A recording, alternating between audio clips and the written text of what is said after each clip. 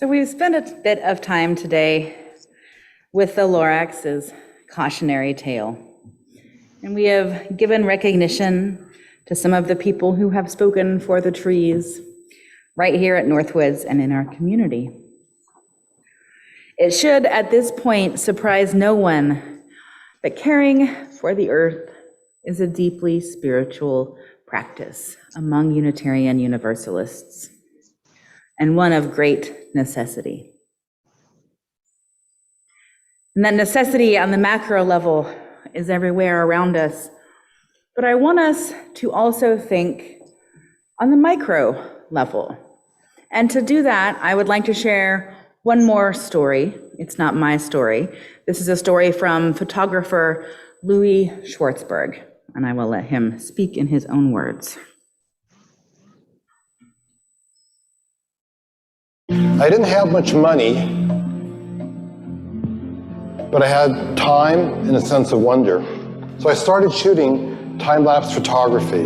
It would take me a month to shoot a 4-minute roll of film. Much money,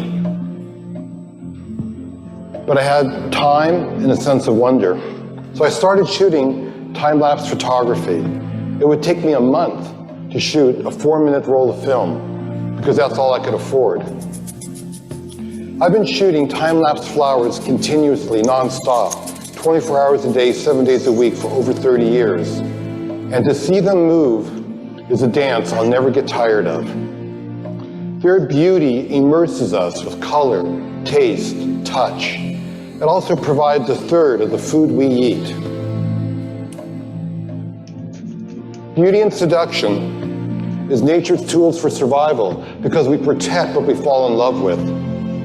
It opens our hearts and makes us realize we are a part of nature and we're not separate from it. When we see ourselves in nature, it also connects us to every one of us because it's clear that it's all connected in one. When people see my images, a lot of times they'll say, "Oh my God." Have you ever wondered what that meant? The O means it caught your attention, it makes you present, makes you mindful. The my means it connects with something deep inside your soul. It creates a gateway for your inner voice to rise up and be heard. And God is that personal journey we all want to be on, to be inspired, to feel like we're connected to a universe that celebrates life. Did you know that 80% of the information we receive comes through our eyes? And if you compare light energy to musical scales, it would only be 1 octave that the naked eye could see, which is right in the middle. And aren't we grateful for our brains that can, take this electrical impulse that comes from light energy to create images in order for us to explore our world? And aren't we grateful that we have hearts that can feel these vibrations in order for us to allow ourselves to feel the pleasure and the beauty of nature?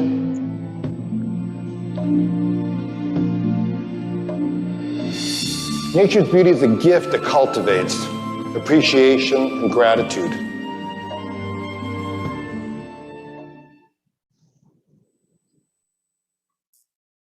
Nature as a gift that cultivates appreciation and gratitude. I told you a couple of weeks ago that we were going to be explicating the phrase, "Oh my God." And this is the Sunday we're doing that. I absolutely love the way that Louis Schwartzberg talks about that phrase. When people look at his photography, they say, "Oh my God," and I do. I absolutely love that time-lapse photography of flowers that we think of as being static, actually being things that move and breathe. Oh, we pay attention. We connect to the present moment. We connect to something deep inside. God, we connect to a universe that celebrates life.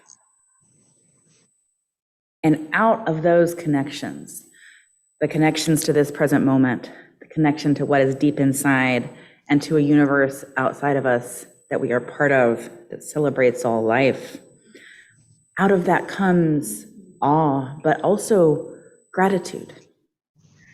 Today, I'm talking about stewardship as a spiritual practice, and not just on the macro level of the stewardship of the planet and our obligation to the world we live in.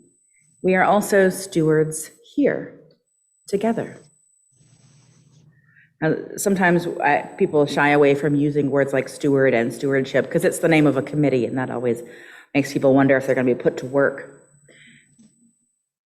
And in this case, yes, you might be put to work. For to be a steward is to act with fidelity to the past, present, and future. To be a good steward is to say, I see what has come before, I see where we are now, and I want what we have now to be available in the future. It's how we care for this congregation that cares for us. It's an act of claiming, an act of love, and an act of gratitude, profound gratefulness. We protect what we love. I love that notion that what we fall in love with, we protect. We protect what we love, and we protect what has loved us. It is a spiritual practice for Unitarian Universalists to be together. That is what makes this religious community different for me. We come together not because of what we believe, but because of how we want to live our lives. And we are always becoming. We always are growing and challenging ourselves and imagining what our individual and collective futures will look like. And for those of you who have signed our book, Become Members, you stepped into that story, into that collective story of Northwoods. And Northwoods stepped into your story. Some of you have been journeying this path for many years, and some have only just set a foot on the first paving stone. So whether it was 2 decades ago or 2 hours ago, finding Unitarian Universalism has felt like coming home for so many of us who were not raised in this tradition. But joining Northwoods is not so much the end of a journey as a beginning of the next one. This is your church now. Northwoods existed long before this moment, and it will continue with our collective effort long after we are gone. But in this moment, you speak for Northwoods as surely as the Lorax speaks for the trees. And what do your voices bring?